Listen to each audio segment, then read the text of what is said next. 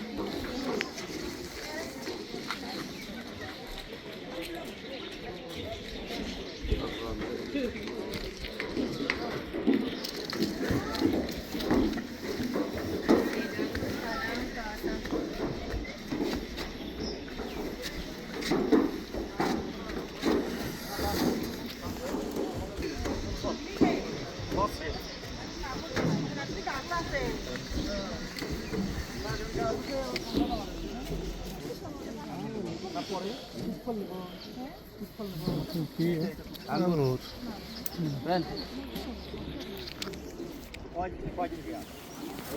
খেয়েছে পাঁচিয়াল এসব ফল ডাল চলো ওই যে না এমনি দেখো এই ব্যস্ত নাই আঙুর কত বড় বড় আঙুর তাই সেসব চলো তো মলের সাথে না থাকলে বুঝতে পারবো না বলেন। এই যে বাউন্ডারিটা, এই বাউন্ডারিটা হলো হযরত আব্বাস রাদিয়াল্লাহু তাআলা এই জায়গা সাহাবীর কথা বলছিলাম, ওনার বাড়ি আছে এটা। এই যে মসজিদ গাছের অপোজিটে মিনার, এই মসজিদে ওইটা আছে ওনার শোয়ার ঘর ছিল। রাসূল সাল্লাল্লাহু আলাইহি সাল্লামকে কাঁধে করে তুলে নিয়ে এই আঙ্গুর বাগানে নিয়ে আসে। এই আঙ্গুর বাগানে ওই যে হ্যাঁ রক্তাক্ত অবস্থায় যে আঙ্গুর বাগান এইটা সেই হ্যাঁ বুঝতে পারছো এটা ওই চিকন গলি থাকে আরেক রাস্তা। আচ্ছা সিবাই গালের ভিতরে দেয়, আস্তে আস্তে জ্ঞান ফেরার পর তারপর যখন স্বাভাবিক হয় তখন জিজ্ঞাসা করে যে আপনার পরিচয় কি, আপনি কোথা থেকে আসছেন, কেন আসছেন। তো পরিচয় ফুল দেওয়ার পর বলে আপনি যে দিনের দাওয়াতটা নিয়ে আসছেন, আপনি যে নিজের রসুল দাবি করতেছেন তখনও প্রমাণ আছে কিনা।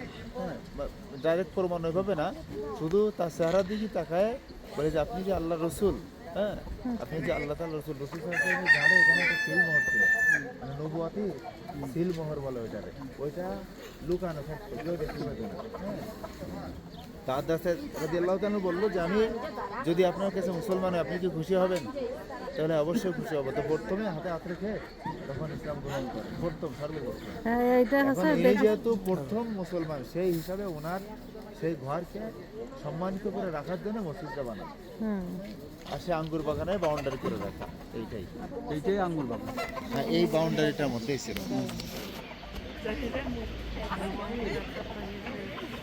আচ্ছা 11টা 17 বেজে গেছে, আমরা দেরি করবো না। আমরা কিন্তু আসরের আগে উমরা শেষ না করলে বলা মানে কিয়ামত। জি ভাই